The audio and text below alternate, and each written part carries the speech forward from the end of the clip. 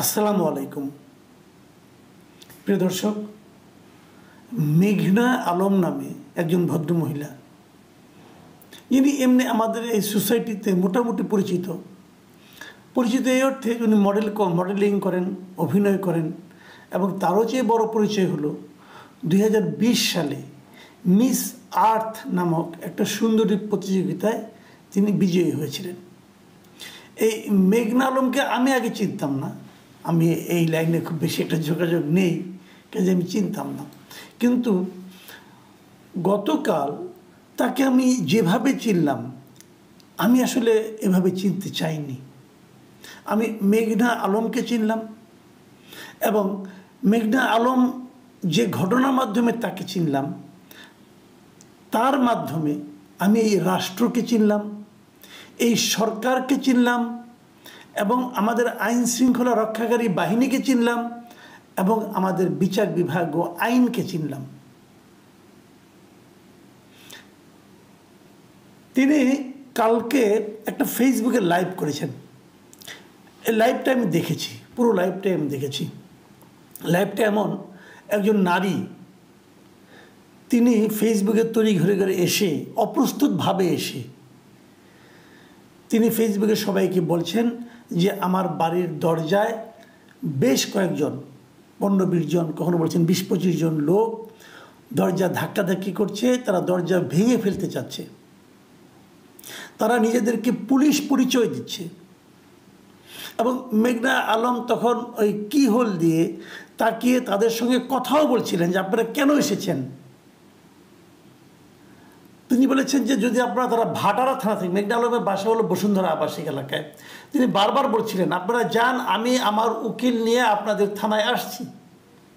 কিন্তু তারা অপেক্ষা করেননি এবং ওনারা বারবার বলছেন যে আপনারা, প্রথমবার মেঘনা আলমের কথা থেকে যতটুকু বোঝা গেল সেই লাইভে, উনি বলছিলেন আপনারা একবার বলছেন আপনারা আমার বার্থ সার্টিফিকেট দেখতে আসছেন, আবার বলছেন আমার এখানে মাদক আছে বলে অভিযোগ আছে। তো আসলে আপনারা কী চান? এই ভিডিও করতে করতে আমরা দেখলাম উনি এক ঘর থেকে আরেক ঘরে গেলেন এবং ওই ঘরে যাওয়ার পর দরজা ভেঙে ওই পুলিশ তারা ঢুকলো, ঢুকে দ্বিতীয় ঘরেরও ঢুকলো, ঢুকে তার কাছ থেকে মোবাইলটা টান মেরে নিয়ে গেল। এখানে তারপরে মোবাইলটা অফ হয়ে গেল এবং মেঘনা আলমের ফেসবুক পেজে এখন সেই ভিডিওটা নাই, কিন্তু এর মধ্যে অনেক জায়গায় শেয়ার হয়ে গেছে, অনেকের মধ্যে আমি দেখতে পাচ্ছি। আমাদের সমাজের অনেকে সেই ভিডিওটা আপ করেছেন, শেয়ার করেছেন। এবং তারপর দেখলাম যে এটা নিয়ে পুলিশও একটা বিবৃতি দিয়েছে, ডিএমপি একটা বিবৃতি দিয়েছে। ডিএমপি কি বলেছে?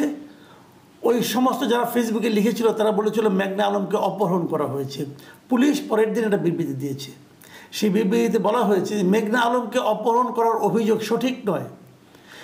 তারপর লিখেছে রাষ্ট্রীয় নিরাপত্তা বিঘ্নিত করা, গুরুত্বপূর্ণ ব্যক্তি সম্পর্ক মিথ্যাচার ছড়ানোর মাধ্যমে আন্তঃরাষ্ট্রীয় সম্পর্ক অবনতির অপচেষ্টা করা এবং দেশকে অর্থনৈতিকভাবে ক্ষতিগ্রস্ত করার ষড়যন্ত্রে লিপ্ত থাকার অভিযোগে মেঘনা আলমকে সকল আইনি প্রক্রিয়া অনুসরণ করে নিরাপত্তা হেফাজতে রাখা হয়েছে। তাকে অপহরণ করার অভিযোগ সঠিক নয়, তথাপি আইনের আশ্রয় নেওয়ার অধিকার তার রয়েছে। আমি তথাপি শব্দটার অর্থ বুঝলাম না। আইনের আশ্রয় নেওয়ার অধিকার তো সবারই আছে, এটা ডিএমপিকে আবার তথাপি কথাটা বলতে হবে কেন? আমি বুঝলাম না ডিএমপি কি হিসাবে এই ধরনের একটা বিবৃতি দিল। তো এটুক থেকে বোঝা গেল যে তাকে পুলিশ ধরে নিয়ে এসেছে।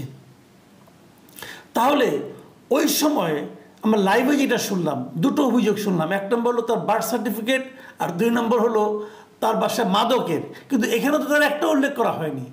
এখানে বলা হচ্ছে যে আন্তঃরাষ্ট্রীয় সম্পর্ক অবনতির চেষ্টা। এই যে আন্তঃরাষ্ট্রীয় সম্পর্কের অবনতি, এটা যখন আমি পড়লাম তখন আমার মনে পড়লো যে মেঘনা কিন্তু তার বলার সময় একটা ব্যক্তির নাম উচ্চারণ করছিলেন, তিনি হচ্ছেন ঈসা। উনি বারবার বলছিলেন ঈসাও জানে, ঈসা পাঠিয়েছে। এবং উনি এক পর্যায়ে বলছিলেন আমার যদি কিছু হয় তাহলে আমি এর জন্য অ্যাম্বাসেডার ঈসাকে দায়ী করব। স্পষ্টভাবে বলেছেন যে আমার কিছু হলে অ্যাম্বাসেডার ঈসা এর জন্য দায়ী থাকবে। প্রশ্ন হচ্ছে কে ঈসা? অ্যাম্বাসেডর ইসা বলতে যাকে বোঝানো হচ্ছে, পরে আমি বিভিন্ন ফেসবুক থেকে যেটা বুঝলাম, উনি হলেন বাংলাদেশে নিযুক্ত সৌদি আরবের রাষ্ট্রদূত।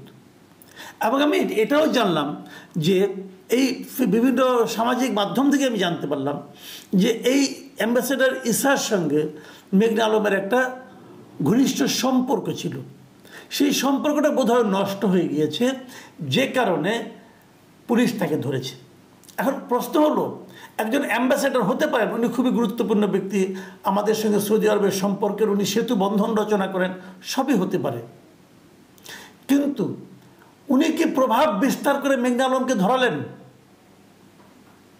অথবা একজন অ্যাম্বাসেডর কি এভাবে প্রভাব বিস্তার করতে পারেন?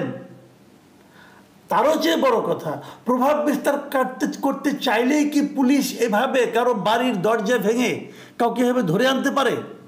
আপনাদের মনে আছে, কয়েকদিন আগের কথা বলি, মাস কয়েক আগের কথা, এই দেশে এই স্বরাষ্ট্র উপদেষ্টা বলেছিল যে আপনাদের যদি কেউ বাড়িতে কেউ দরজা নক করে ধরতে যায়, তাহলে আপনারা পুলিশকে ফোন করবেন এবং তার কাছে ওয়ারেন্ট দেখতে চাইবেন। এক্ষেত্রে কি পুলিশ এই ওয়ারেন্ট দেখিয়েছিল?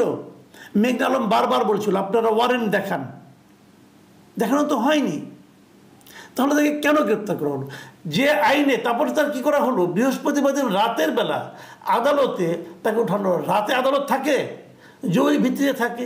কি এমন জরুরি ঘটনা ঘটলো যে রাত 10টায় থেকে আদালতে হাজির করলো ডিবি পুলিশ? ডিবি পুলিশকে প্রথমে বিভিন্ন জন জিজ্ঞাসা করেছিল আপনারা কি মেঘনা আলমকে ধরে এনেছেন?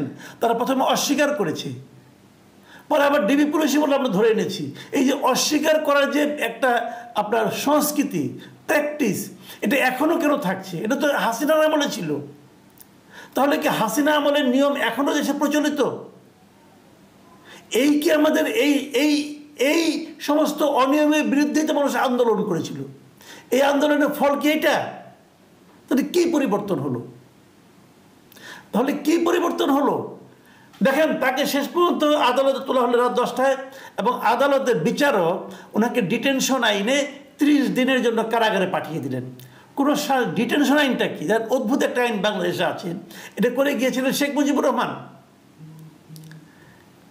এটা মানে আপনার এই আইনটা বাংলাদেশে যত সরকার আসছে এ পর্যন্ত, ওই সরকারের সময় যত বিরোধী দল ছিল সবাই এই আইনটা নিন্দা করেছে এবং বলেছে তারা ক্ষমতায় গেলে এই আইনটা তারা বাতিল করে দেবে। যখনই তারা ক্ষমতায় গেছে তখন তারা এই আইনটা আর বাতিল করেনি। আইনটা কি? আইনটা শুনুন আপনারা। আইনটা হলো যে সরকার যদি মনে করে যে এই ব্যক্তিটাকে ধরে আনা দরকার, তাহলে কোনো ধরনের বিচার ছাড়াই একটা নির্দিষ্ট সময়ের জন্য ওই লোককে সরকার আটক রাখতে পারে। যেমন এক্ষেত্রে মেঘনা আলমকে 30 দিনের জন্য আটক রাখা হয়েছে। কোথায় আটক রাখা হয়েছে? কারাগারে। সাজাপ্রাপ্ত অন্যান্য অনেক আসামির সঙ্গে কি অপরাধ তার সেটা মেঘনা আলম জানে না, কি অপরাধ তার সেটা আমরাও কেউ জানি না, কিন্তু সরকার মনে করেছে তাকে নিয়ে আটক রেখেছে। পৃথিবীর কোনো গণতান্ত্রিক দেশে এই ধরনের আইন প্রচলিত আছে কিনা আমি জানি না, যদি সেটা গণতান্ত্রিক দেশ হয়। এই আইনটাই তো গণতন্ত্রের সঙ্গে সাংঘর্ষিক, এবং এই আইনে কিন্তু হাসিনার আমলে বিরোধী রাজনীতিবিদদেরকে একে একে ধরে নিয়ে আটকে রাখা হতো। যে কাজ হাসিনা করত এবং রাজনৈতিক প্রতিপক্ষকে দমনের জন্য করত, সেই কাজ এই ইউনূস সরকারের পুলিশ বাহিনী করছে একজন মডেলকে আটকানোর জন্য। এবং যদ্দূর বুঝেছি সেটা কি, সেটা হলো ওই সৌদি অ্যাম্বাসেডারের সঙ্গে তার কি মানে সম্পর্কের টানা পড়েন, তার প্রতিফল। সৌদি অ্যাম্বাসেডর কেন এটা করলেন, অথবা উনিই করলেন কিনা জানি না, কিন্তু মেঘনা আলমের অভিযোগ তো দেখেই গেল। আমি একটা কথা বলি, আপনারা যদি সৌদি অ্যাম্বাসেডারকে কোনো কিছু করতে চান, ছাড় দিতে চান, তাকে যদি স্ক্যান্ডাল থেকে রক্ষা করতে চান, তাহলে তো এই কাজ করে তো আরও স্ক্যান্ডাল বাড়িয়ে দিলেন। ওই লোকের ইমেজটা এখন কোথায় গেল দাঁড়ালো? পুলিশ যেভাবে গেল, আচ্ছা আমি ধরে নিচ্ছি ওনাকে ধরা দরকার ছিল, রাষ্ট্রীয় স্বার্থে, পারস্পরিক সম্পর্কের স্বার্থে ওনাকে ধরা দরকার ছিল, আমি ধরে নিলাম, কিন্তু আপনাকে দরজা ভাঙতে হলো কেন? ওনাকে তো বললেই হতো আপনি আসেন, থানায় আসেন।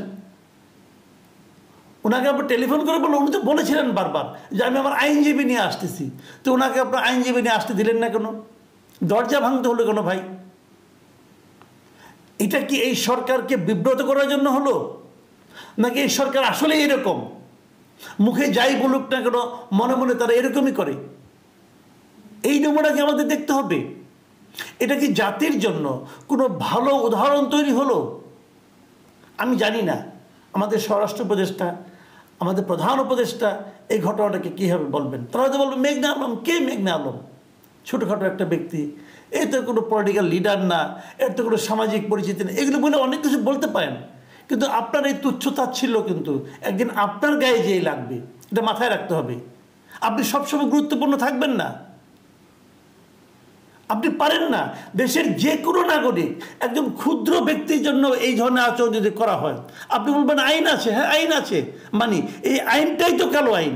এই আইনটা যাতে না থাকে সেই জন্যই তো গণ অভ্যুত্থান হয়েছিল, সেই জন্যই তো বিপ্লব হয়েছিল। যে বিপ্লবের মাধ্যমে আপনারা দায়িত্ব নিলেন, দায়িত্ব নিয়ে আপনারা সেই কালো আইনের বিরুদ্ধে আমরা আন্দোলন করলাম, সেই কালো আইনকে আপনি প্রয়োগ করলেন, এটা কাজ করলেন আপনারা। আমি জানি না এটা কি ব্যাখ্যা এই সরকার দেবে, কিন্তু ব্যাখ্যা আপনাকে দিতে হবে। ব্যাখ্যা দিতে হবে এই কারণে আপনি কিন্তু ব্যাখ্যা দেওয়ার দায়িত্ব নিয়েই সরকারে বসেছেন, ইগনোর করা চলবে না। এদেশের নিয়ম কানুন মানবাধিকার মানতে হবে সবাইকে, সরকারকে মানতে হবে। এই ভূখণ্ডে যত বিদেশি অ্যাম্বাসেডার আসবে, যত বিদেশি লোক আসবে, তাদেরকে মানতে হবে। কেন এরকম? আমাদের দেশের সরকার, আমাদের দেশের আইন শৃঙ্খলা বাহিনী কেন অপর দেশের একজন লোকের অঙ্গুলি হেলনে চলবে, তার প্রভাবে চলবে? কেন চলবে? এই দেশের মানুষকে আর কত অপমান আপনারা করবেন? আমি মনে করি এই বিষয়টা নিয়ে তীব্র প্রতিবাদ হওয়া উচিত, সমাজের সকল শ্রেণীতে প্রতিবাদ করা উচিত। তা না হলে রাষ্ট্র থাকে না, রাষ্ট্রের সার্বভৌমত্ব থাকে না। আর আমরা রাষ্ট্রের সার্বভৌমত্বকে সমুন্নত রাখার জন্যই কিন্তু ডক্টর ইউনূসের মতো ব্যক্তিকে দায়িত্ব দিয়েছি। প্রিয় দর্শক, এখন এ পর্যন্তই। আল্লাহ হাফিজ। প্রিয় দর্শক, এতক্ষণ আমরা ওনার কথাগুলো শুনছিলাম। উনি যে ঘটনাটি বললেন, বিশেষ করে ওনারে যে তুলে নিয়ে যে লাইভ ভিডিওটা এবং এখানে দরজা ভেঙে ওনাকে নিয়ে যাওয়ার যে ঘটনা, এটি অবশ্যই দুঃখজনক একটি ঘটনা। এবং আমরা এই প্রিভিয়াস গভর্নমেন্টের আমলেও কিন্তু এরকম পুলিশের কর্মকাণ্ড দেখেছি। এবং এটি এটি তো দিনের বেলাও করা যেত, বা রাত্রেবেলা এটি কেন, বা এটি মানে আসলে মানুষের চিন্তা ভাবনা বা মানুষের মধ্যে যে এরকমের যে একটা অস্থিরতা তৈরি করার যে একটি প্রক্রিয়া চালু হয়েছে নতুন করে আবার, বা প্রিভিয়াস গভর্নমেন্ট যেটা মানুষের মধ্যে ভীতি তৈরি করার জন্য কিন্তু এরকম কর্মকাণ্ড অনেক ঘটাতো। এবং বিভিন্ন আপনার নিয়ম কানুন তৈরি করে, নতুন ভাবে আইন তৈরি করে, ডিজিটাল সিকিউরিটি আইন তৈরি করে কিন্তু মানুষকে হয়রানি করা হতো এবং মানুষের মানবাধিকার লঙ্ঘন করা হতো, এবং মানুষকে নানাভাবে কষ্টের মাধ্যমে কিন্তু সমাজে ঘৃণা তৈরি করা হতো। তো সেম ভাবে এই সরকার আমলে যে নতুন আমরা যেভাবে সাধারণ মানুষ তাদের নিজের ভালোবাসা ভালো লাগার কাছ থেকে ইন্টার গভর্নমেন্টকে দেখতে চাচ্ছে, বা তাদের যে প্রশাসনিক ব্যবস্থা সকল রদবদলের যে বিষয়গুলোর কাছে মানুষ জনগণ দেখতে চাচ্ছে, সেখানে কিন্তু একটি আঘাত হিসাবে এখানে কাজ করলো। অতএব আমাদের তাদের কাছে আশা থাকবে এই জাতীয় কর্মকাণ্ড অবশ্যই জনগণের কাছে ব্যাখ্যা দেওয়া উচিত। এবং বিভিন্নভাবে বিভিন্ন মামলার বিষয়গুলো দেখেছি যে একটা ব্যক্তিকে কেন্দ্র করে মানে একটা ব্যক্তির বিষয়কে কেন্দ্র করে দেখা যাচ্ছে একটা অনেকগুলো মানুষকে ইনভলভ করে মামলা করা হচ্ছে, যেটা প্রিভিয়াস গভর্নমেন্টের আমলেও আমরা দেখেছি। তো অতএব যদি এইরকমই হয়, তাহলে মানুষের এই যে এত ঘৃণার বিষয়টি আবার তৈরি হবে, যেটার জন্য মানুষ প্রাণ দিল। অতএব আমাদের উচিত হবে যারা এই পরিস্থিতিগুলো ঘটাচ্ছে, বা যারা এই জাতীয় পরিস্থিতি তৈরি করে দেশকে অস্থিতিকর পরিস্থিতি তৈরি করছে, আইন শৃঙ্খলা বাহিনী বা ইন্টার গভর্নমেন্ট অবশ্যই উচিত হবে এটি সঠিকভাবে সঠিক নিয়মে এবং দেশের মানুষের জনগণের স্বার্থ রক্ষা করে যেন তারা আইনি প্রক্রিয়ায় সামনে এগোয়, সেই আশা ব্যক্ত করে আজকে পর্যন্ত। আল্লাহ হাফিজ।